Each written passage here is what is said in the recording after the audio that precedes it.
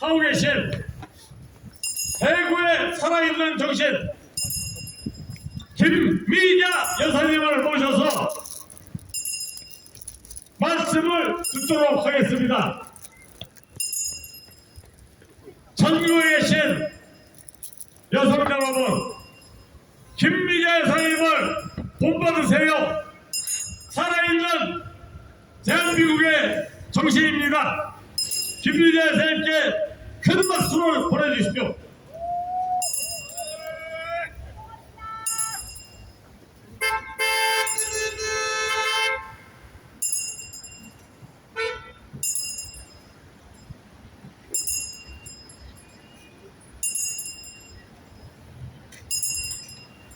안녕하십니까. 저는 합법적인 대통령이신 박근혜 대통령님이 다스리는 진정한 자유 대한민국의 국민 김미자입니다. 오늘은 당시 재판정에서 재판을 얼마나 부당하게 집행하였는지에 대해 낱낱이 기록해 놓으신 회고록 37편 뇌물죄 이미 정해져 있었다. 판사도 논란 박채후 입장문 편을 읽어드리겠습니다. 당시 재판정의 행태와 그에 대처하시는 대통령님의 모습을 잘 볼 수 있는 중요한 내용인 만큼 경청해서 들으시면 진실을 바르게 알 수 있습니다. 그럼 회고록을 읽도록 하겠습니다. 회고록 37편 뇌물죄 이미 정해져 있었다. 판사도 논란 박채후 입장문. 재판은 심리적으로도 힘들었지만 육체적으로도 굉장히 힘든 과정이었다. 매주 3회씩 열렸는데 매번 10시간이 넘는 강행군이었다. 심지어 2017년 6월부터는 매주 4회 월, 화, 목, 금으로 진행됐다.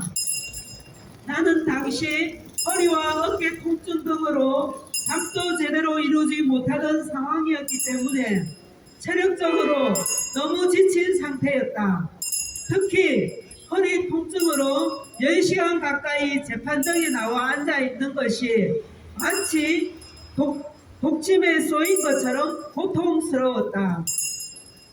검찰이 나를 기소하면서 냈던 증거만 12만 쪽이 넘었는데 그중 대부분은 내가 보지도 듣지도 못한, 참 대통령님께서 보지도 듣지도 못한 것이 증거물로 나왔습니다. 참 이런 말도 안 되는 이런 일이 그때 당시 있었습니다. 내가 보지도 듣지도 못한 문서들이었다. 변호인들과의 충분한 상의는 차치하더라도 그 내용이 무엇인지는 파악하도록 해줘야 최소한의 방어권이 보장될 수 있다. 하지만 나는 구속 상태였고 변호인들 역시 주 4일 아침부터 밤늦은 시간까지 재판하고 돌아가 밤새 증거 기록을 보면서 재판을 준비하고 다시 아침이면 재판정에 출석했다. 그것을 몇 달 동안 반복해야 했다. 이거 완전히 재판정이 미친 거 아닙니까? 변호를 맡았던 이상철 변호사는 66세의 고령인 연약한 여성이 주 4일 법정에 출석해 재판을 받는 것은 체력적인 면에서 감당하기 어렵다고 호소했으나 재판부는 받아들이지 않았다. 그러면서 주 3일 재판을 하면 심야까지 진행될 수 있으니 주 4일 재판을 하며 업무 시간 내에 충분한 휴식을 취하는 것이 피고인들의 건강에 유리하다고 판단한다고 답했다. 솔직히 말하면 재판부는 내 건강을 신경 쓰기보다 어떻게든 구속영장 만료 기간인 10월 16일 이전에 판결을 내리는 것에만 초점을 맞추는 듯 했다. 변호인단도 나와 생각이 같았다.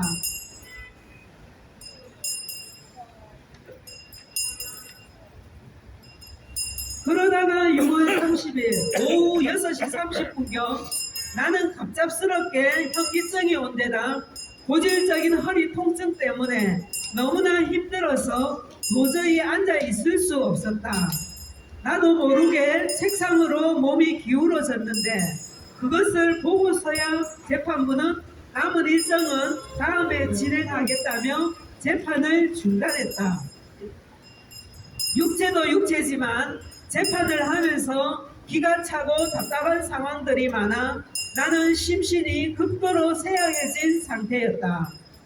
나의 몸에서는 이상 경고음이 심각하게 울리고 있었다.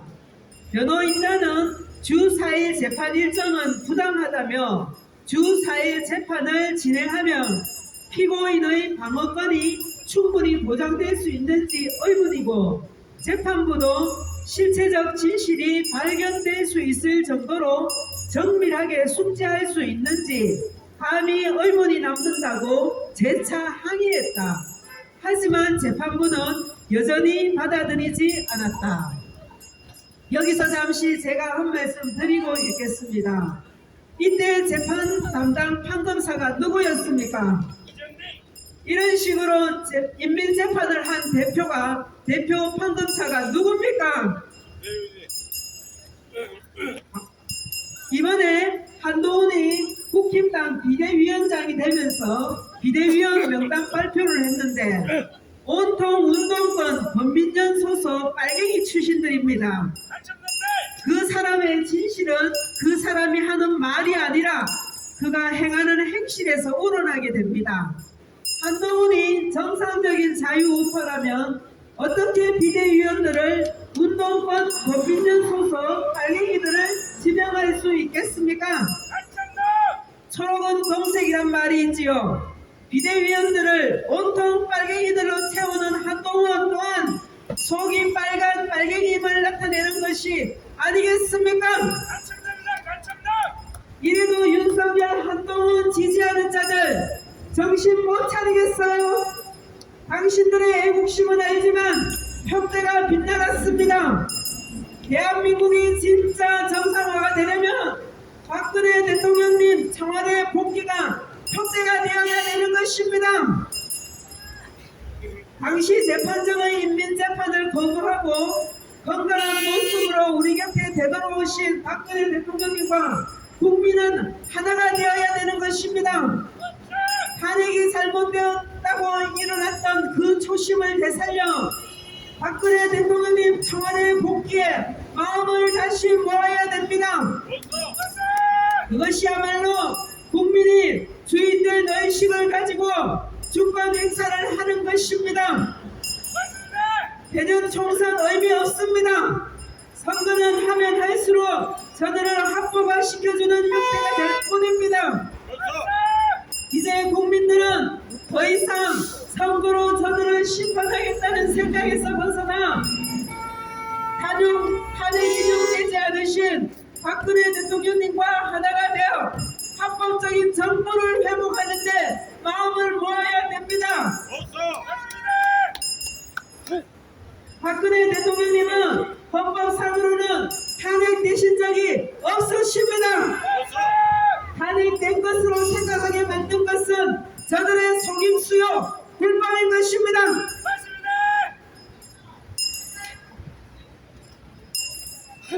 그렇기 때문에 헌법상 현직 대통령님은 박근혜 대통령님이십니다.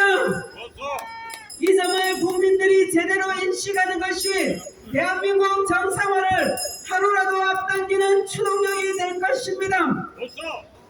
다시 회고록 읽겠습니다. 이런 상황 속에서 구치소에서 발가락을 심하게 다치면서 몸에 또 문제가 생겼다. 몸의 기능이 저하돼서인지 나는 구치소 독방에서 왼발 발가락을 문턱에 자주 부딪히곤 했다. 원래 대통령 재임 중에도 발가락이 좋지 않았다. 처음에 대수롭지 않게 여겼는데 부딪히는 것이 반복되다 보니 나중에는 신발을 신으면 통증 때문에 걷기 힘들 정도가 됐다. 7월 10일에는 이재용 당시 삼성전자 부회장이 증인으로 출석했는데 발가락 문제 때문에 걷기 힘든 지경이어서 재판에 나갈 수 없었다. 당시 내가 이 부회장과의 대면을 피하기 위해 불출석한 것 아니냐는 말이 돌았다는데 그건 전혀 사실이 아니다.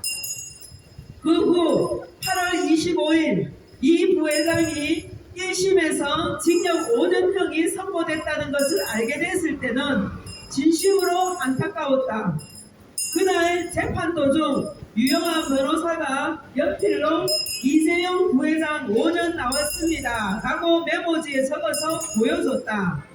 사실 이 부회장은 아무런 죄가 없다는 것을 누구보다 내가 잘 알기 때문에 착잡한 심경이었다. 안타까우면 나도 모르게 손으로 조용히 가슴을 두드릴 수밖에 없었다. 발가락 통증이 나아진 나는 7월 14일부터 다시 재판에 출석했다. 허리 통증은 여전했고 무릎과 어깨 등 몸 곳곳이 망가졌지만 재판 출석을 종용했다.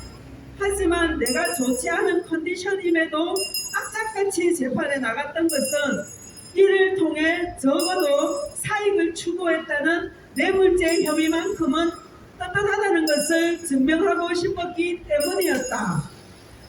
2016년 가을부터 국정조사와 특검 그리고 검찰에 이르기까지 국가기관이 가능한 모든 수사 역량을 동원했지만 내가 최성원 원장이나 그 어디로부터 단 1원도 취한 사실이 없다는 것이 명백하게 드러나고 있었다.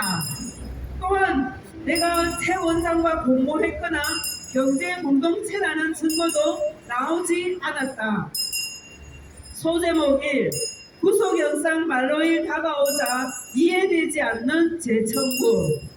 그런 가운데 2017년 9월 26일 검찰은 구속영장 만료일 10월 16일이 다가오자 기존 구속영장에는 기재하지 않았다가 기소할 때 공소장에 담았던 혐의에 대해 추가로 구속영장을 발부해달라고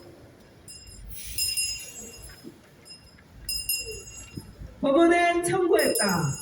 K스포츠재단이 SK그룹에 89억 원을 요구했다는 혐의와 K스포츠재단이 롯데그룹으로부터 70억 원을 받았다가 돌려준 혐의였다.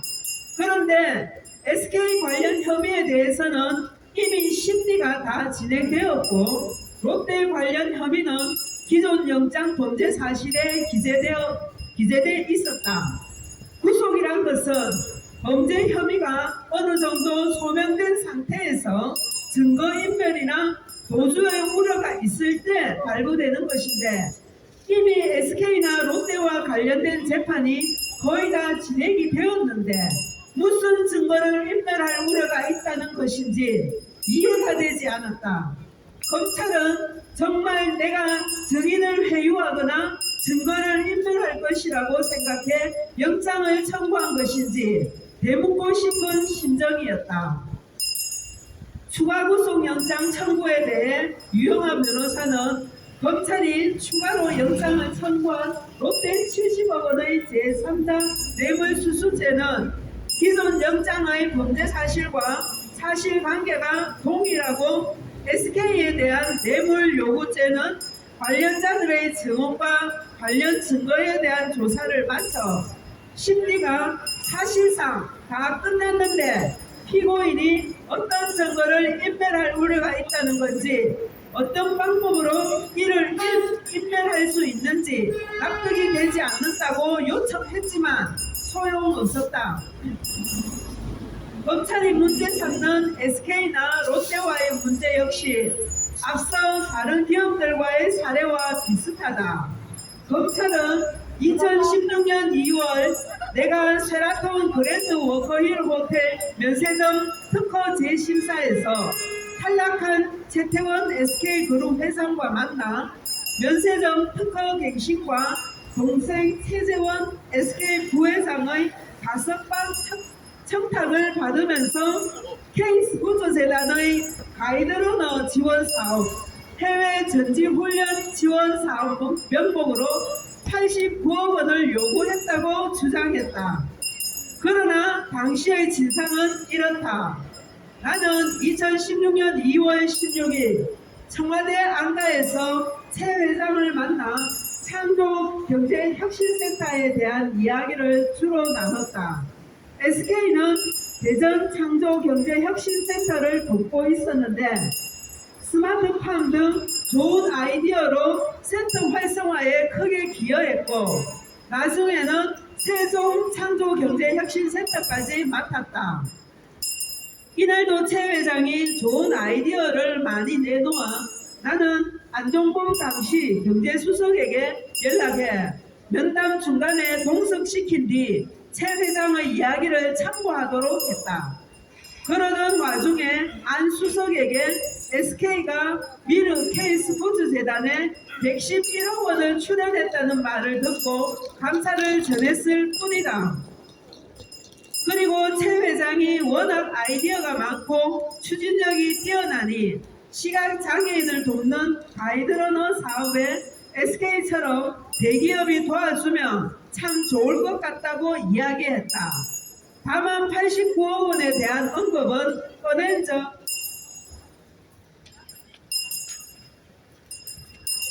적이 없다.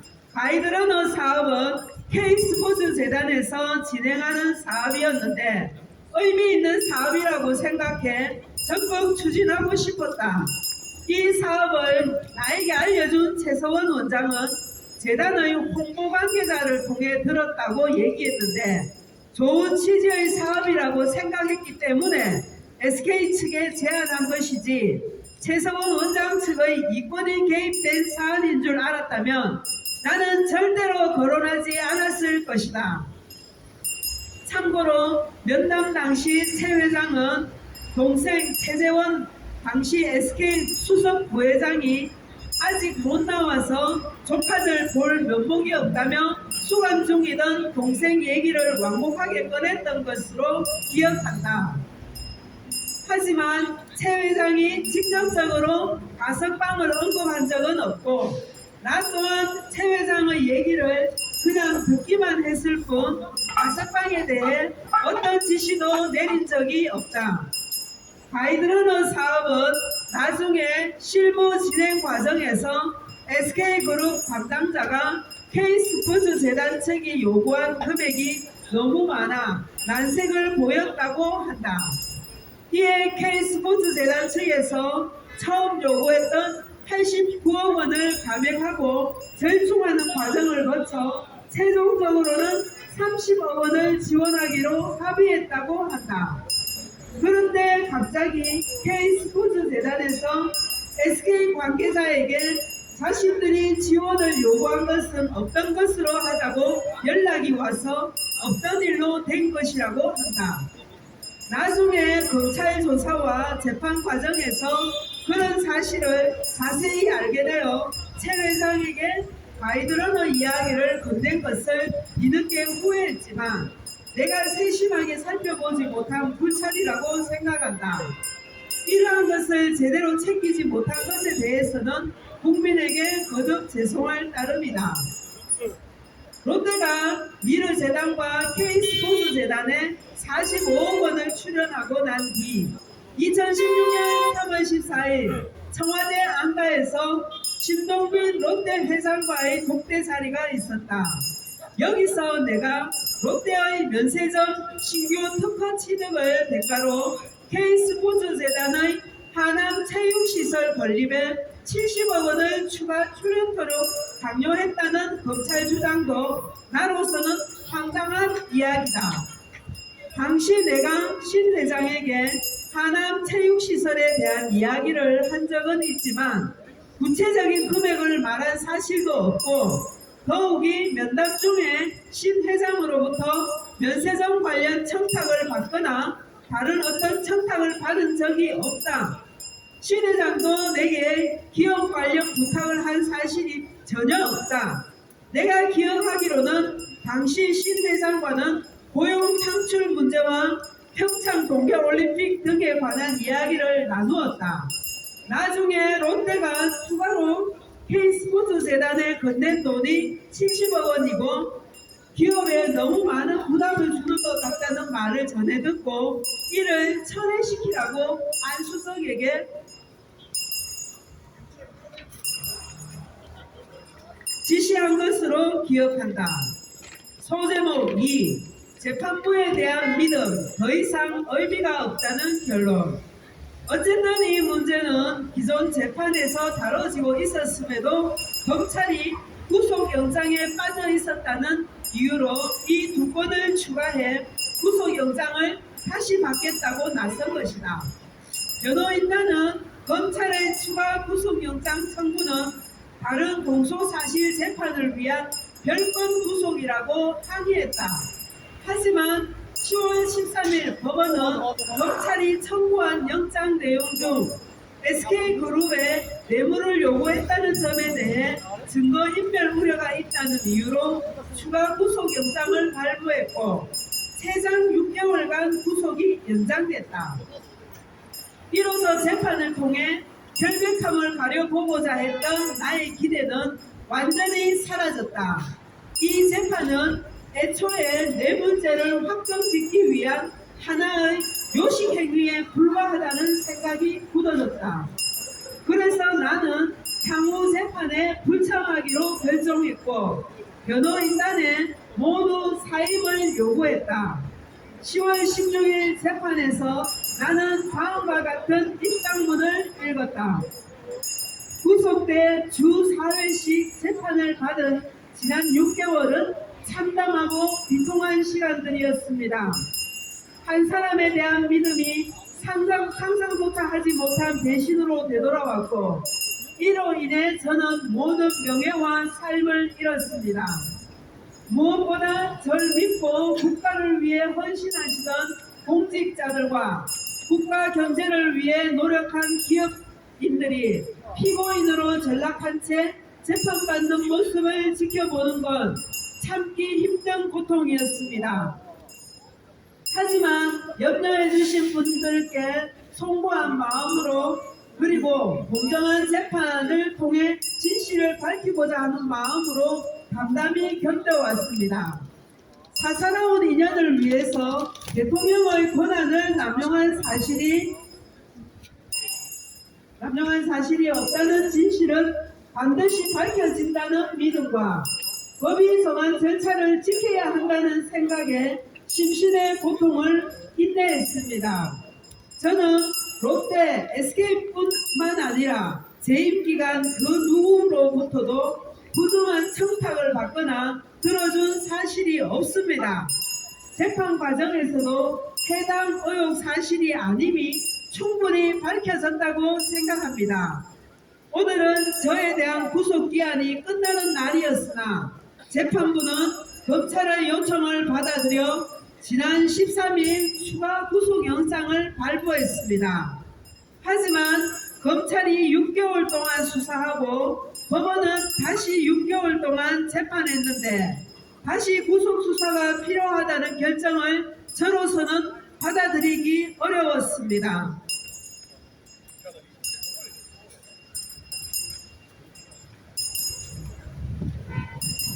변호인들은 물론 저 역시 무력감을 느끼지 않을 수 없었습니다. 그리고 오늘 변호인단은 사임의 의사를 전해왔습니다. 이제 정치적 외풍과 여론의 압력에도 오직 헌법과 양심에 따른 재판을 할 것이라는 재판부에 대한 믿음이 더 이상 의미가 없다는 결론에 이르렀습니다. 향후 재판은 재판부의 뜻에 맡기겠습니다. 더 어렵고 힘든 과정을 겪어야 할지도 모르겠습니다. 하지만 포기하지 않겠습니다. 저를 믿고 지지해 주시는 분들이 있고 언젠가 반드시 진실이 밝혀질 것이라고 믿기 때문입니다.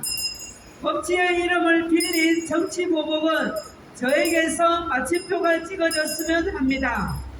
이 사건의 역사적 멍해와 책임은 제가 지고 가겠습니다.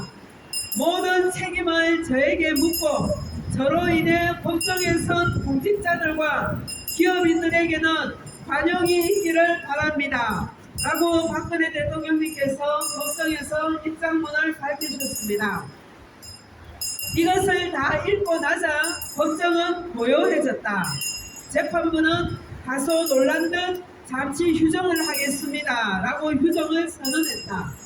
나는 바로 법정에서 퇴장해 구치소로 돌아갔다.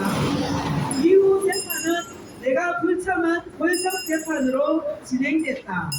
변호인단이 전원 사임에 국선 변호인이 접견을 요청했지만 나는 모두 거절했다.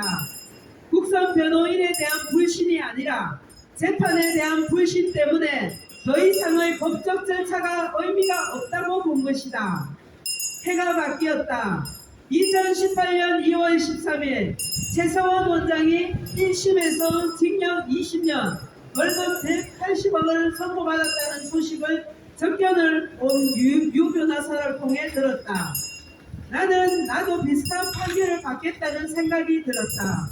예상대로 4월 1일 1심에서 첫 판결이 나왔는데 검찰이 제시한 18개 혐의 중 16개가 유죄로 인정되어 징역 24년에 벌금 180억 원이 선고됐다. 이는 나중에 대법원 2021년 1월 14일에서 징역 20년 벌금 180억 원 추징금 35억 원으로 확정됐다. 사실 판결을 전해 들었을 때 징역이 30년이든 100년이든 어차피 나는 의미를 두지 않았기 때문에 별다른 느낌도 없었다. 어차피 최 원장과 나를 공동 정범으로 묶어서 뇌물죄를 만들려 했던 재판이니 말이다. 이것은 이 재판에서 건드릴 수 없는 원칙이 되어 있었다. 그랬기에 항소도 포기했다. 내가 잘못한 게 있다면 재판정에서 진실을 가릴 수 있다고 믿었다는 것이다. 시간이 흐른 뒤 역사의 법정에서 이 모든 것에 대한 진실이 밝혀질 것으로 믿는다. 대통령님께서는 그나마 그래도 재판정을 믿었습니다. 그래서 재판으로 당신의 떳떳함을 밝히려고 재판에 그 빠듯한 재판에도 충실하게 아픈 몸으로 참석했지만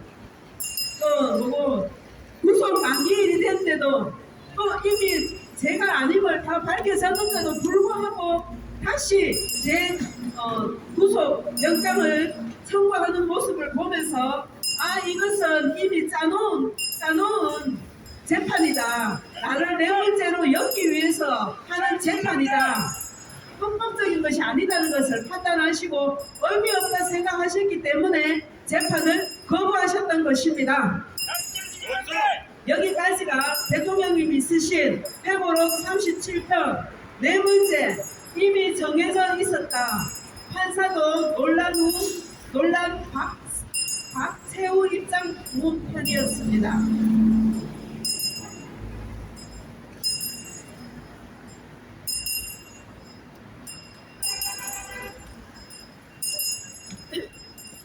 당시 특검을 맡았던 윤석열이 어떤 짓을 했는지 회고록에 너무도 상세히 잘 기록되어 있지 않습니까?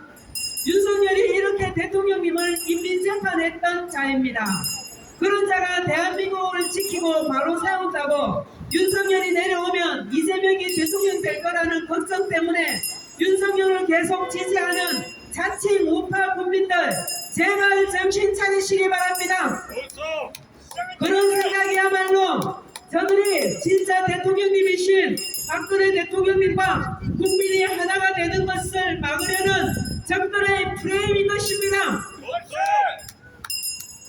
그러니 이제 진실을 바로 보고 깨닫고 일어나 합법적인 대통령이신 박근혜 대통령님과 국민이 하나가 되어 현재 좌쪽, 우쪽을 다 점령하고 국민을 농락하고 있는 자들을 모두 법의 심판대에 세우는 것이 대한민국을 정상화로 만드는 열쇠가 될 것입니다.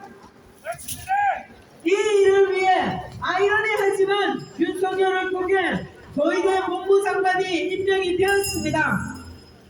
조희대 법무장관의 임명은 내 생각이지만 윤석열의 뜻이 아니라 사법부부터 바로 세우시려는 박근혜 대통령님의 뜻이라 생각합니다. 하지만 이것은 어디까지나 제 생각이고 바람입니다. 대통령님의 입장문을 읽으면서 당신께서도 어려운 상황인데도 불구하고 모든 책임은 당신에게 돌리고 함께 구속되어 고초를 당하고 있는 장관들과 기업인들에게는 관용을 베풀어 달라고 말씀하시는 대목에서는 대통령님의 성품이 얼마나 크신지 다시금 느낄 수 있었고 가슴 저 밑바닥에서부터 존경심과 진한 감동의 눈물이 흘렀습니다. 불의한 재판장들이지만 저들도 일반의 양심이 있는지 재판을 이어가지 못하고 휴정을 했을 정도이니까요. 이어 38편에서는 최서원 씨가 대통령님과의 개인적인 관계를 이용해 개인적인 이익을 취한 최순실의 일탈에 대한 내용을 서술하셨고 39편에서는 허리가 아파서 의자를 넣어달라고 신청했는데도 당시 대통령 대행이었던 황교안이 끝까지 넣어주지 않았던 내용과 그리고 힘들었던 구치소 내의 생활과 어깨 수술을 하기 위해 성심병원에 가게 된 경위가 성모병원에 가게 된 경위가 상세히 기록되어 있습니다. 더 자세한 내용을 알고 싶으신 분은 더 중앙 플러스를 구독하셔서 보시거나 1월에 책으로 출간이 됐다고 하니 그때 구입하셔서 읽어보실 것을 추천합니다. 정말 나라와 국민을 위해 일하신 분은 이렇게 참담한 고통을 겪어야 되고 국권을 찬탈하는 내란죄를 범한 자 그리고 적군의 수괴인 김정은에게 국가의 기밀을 USB에 담아 넘겨준 여적죄를 지은 문재인은 형법 93조에 의거하면 사형을 받아야 될 자인데 아직까지 법의 아무런 심판도 받지 않고 연금도 따박따박 받고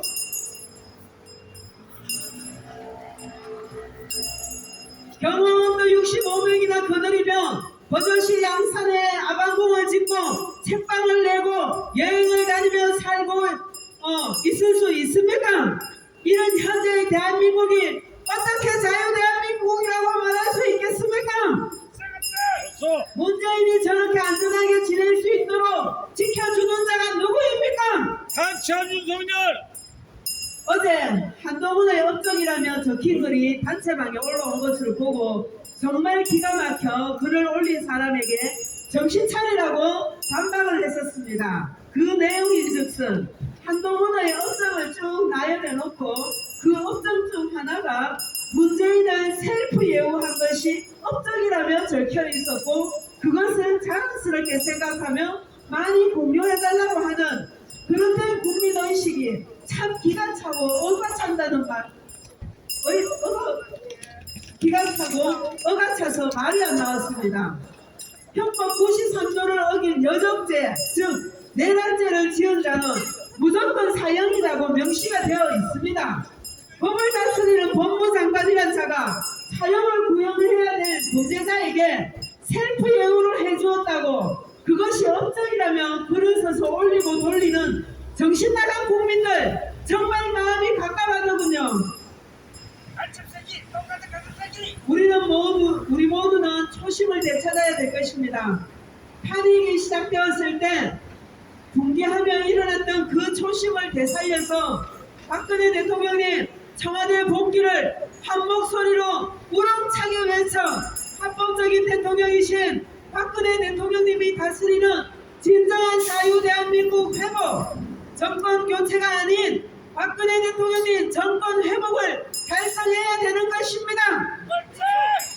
비록 많은 국민들이 아직 분별을 제대로 못하고 있는 혼란한 상황이긴 하지만 그와는 상관없이 우주 만물을 다스리는 창조주 하나님께서 우리나라와 전 세계를 보호하사 이제 어둠의 세력들은 힘을 잃어가고 빛의 세력들이 세상을 점령하게 되었으므로 이제 곧 세상은 다시 다시 빛의 세상, 법치가 바로 선 세상으로 바뀔 것이라는 희망이 있기 때문에 안도가 되고 감사할 따름입니다. 대한민국의 진정한 대통령님은 박근혜 대통령님이십니다. 박근혜 대통령님은 합법적으로는 탄핵 인용되신 적이 없으십니다. 이정미가 선포한 2017년 3월 10일 파면 선고는 위헌이므로 원천 무효인 것입니다. 그러므로 대한민국의 현직 대통령은 아직 임기가 남아있으신 박근혜 대통령님이십니다. 그렇지 않습니까? 박근혜 대통령님 만세! 합법적인 대통령이신 박근혜 대통령님이 다스리는 자유대한민국 만세!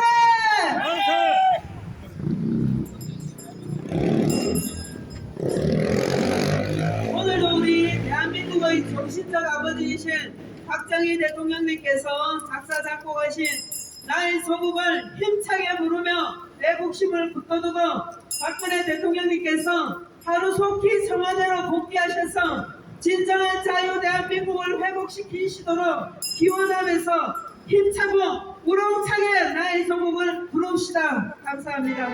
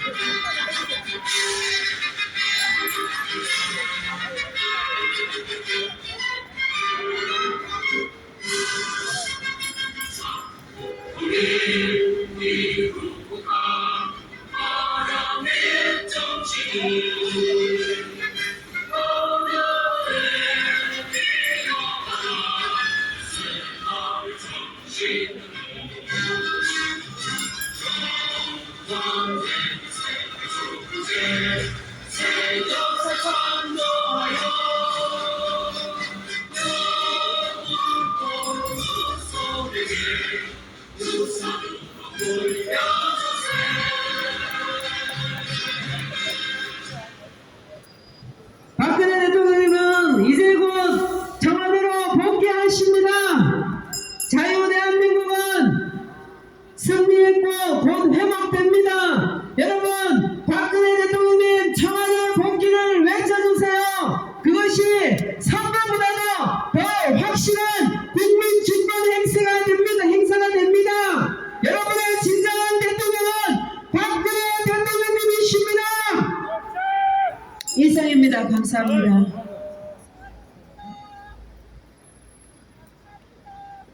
대구의 애국 시민 여러분,